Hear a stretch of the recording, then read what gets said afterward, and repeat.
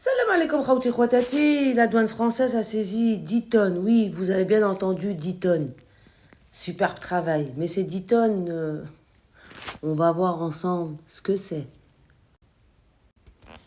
10 tonnes d'El Mourjan. Oui, ils ont saisi 15 300 pots de cette pâte à tartiner algérienne. Cette pâte à tartiner qui est devenue virale sur les réseaux sociaux, qui a plu à beaucoup de personnes, qui s'est vendue jusqu'à 60 € le pot. Vous avez de la pâte à tartiner qui n'était pas Made in Algeria qui a été aussi vendue. Donc il y a eu de la contrefaçon. Et puis après, vous avez eu des personnes qui se sont inspirées de cette pâte, qui ont sorti leur marque. Oui, la pâte à tartiner El Mourjan a fait de l'ombre à beaucoup de personnes.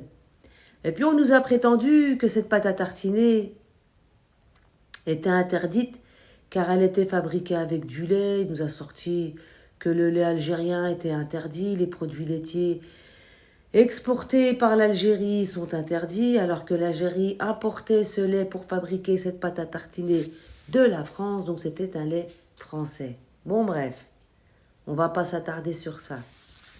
Bravo, je ne sais pas qui a essayé de faire rentrer cette pâte à tartiner, mais c'était un gros risque, tout en sachant qu'elle est interdite. Mais c'est vrai que la pâte à tartiner, elle n'est pas désirée. Oui, parce que par rapport à ce tweet, la douane française annonce une saisie record au port de Marseille. 10 tonnes ont été saisies, 10 tonnes de cocaïne. Non, la cocaïne passe tranquillement. Il s'agit de 10 tonnes de pâte à tartiner El Mourjan. Ce pays devient une caricature. Pendant que la France se préoccupe de la pâte à tartiner, vous avez en Espagne, contrebande de hashish en Espagne, démantèlement d'un réseau criminel. Oui, les Espagnols, ils évitent à ce que la drogue rentre chez eux. La garde civile espagnole a déjoué une opération massive de blanchiment d'argent liée au trafic de drogue à Melilla, arrêtant 8 personnes et démantelant un réseau criminel impliqué dans la contrebande de hashish en provenance du Maroc. L'ami de la France, oui. La France qui se dit amie du Maroc. Rapportent des médias. L'opération menée par la garde civile de Melilla et Malaga a abouti à la confiscation de 350 000 € en espèces et au gel depuis de 250 000 € des comptes bancaires. Les réseaux criminels se concentraient sur le transport de hashish du Maroc vers la péninsule espagnole par la voie maritime, puis sur sa distribution dans les villes espagnoles. L'enquête a débuté après que l'unité antidrogue de la police judiciaire de Malaga a surveillé les mouvements de membres de l'organisation qui préparaient une importante cargaison de drogue dans la province d'Almeria.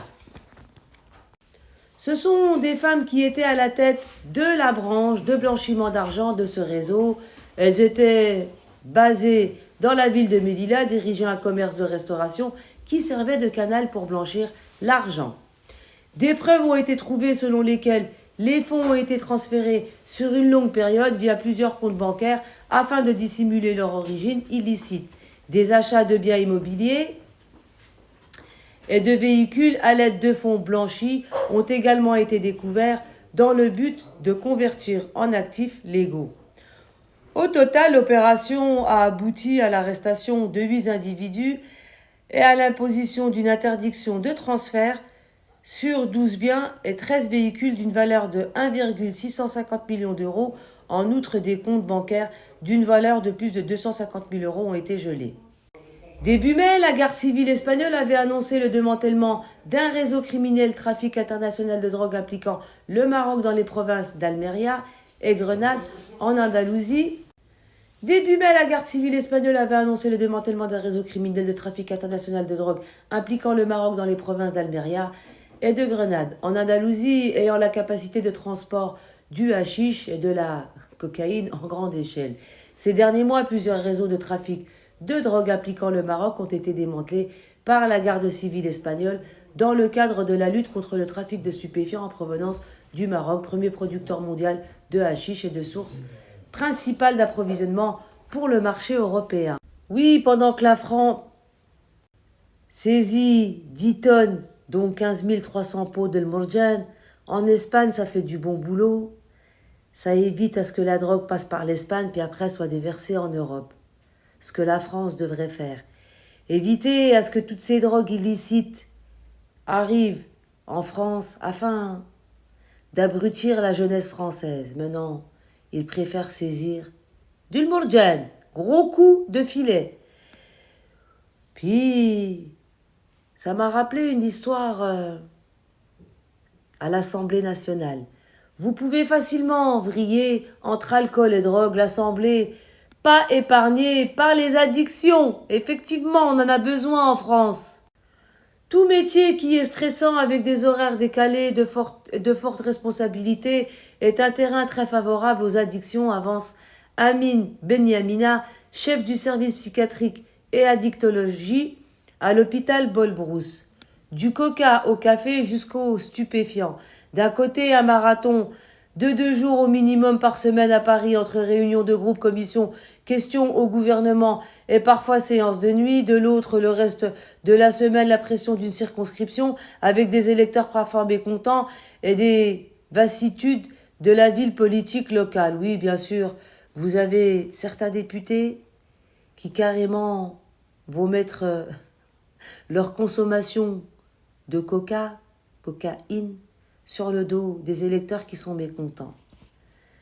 Si vous voulez tenir un rythme très élevé pendant très longtemps, vous consommez des choses qui peuvent aller du Coca-Cola ou au café à minuit jusqu'à des stupéfiants. C'est une évidence dans tous les camps politiques, avance le sénateur PS et médecin Bernard Patati Patata. Puis il y a aussi un article de France Info, vous pouvez aller vérifier.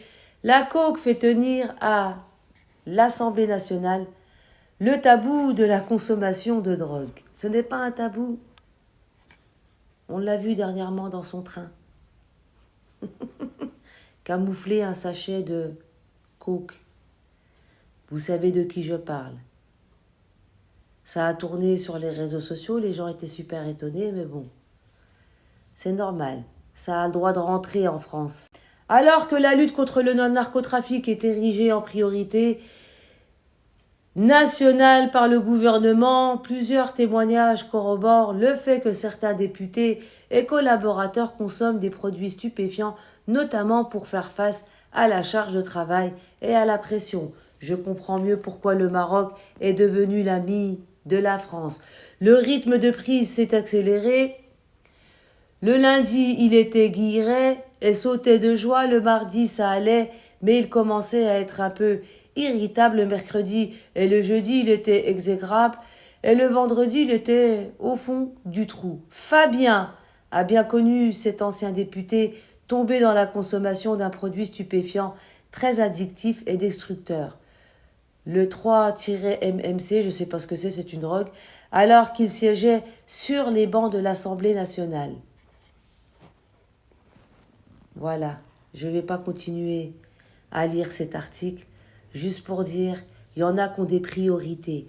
Dans certains pays, on essaye de choper les narcotrafiquants,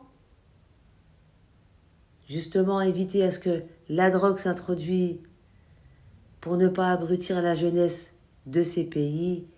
Puis en France, on est l'ami du pays narcotrafiquant qui est le Maroc.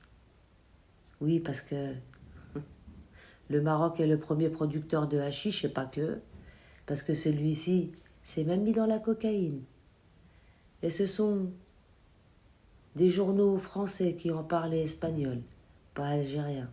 Sur ce, je préfère la consommation d'El Morjan que la consommation de hashish ou de coke.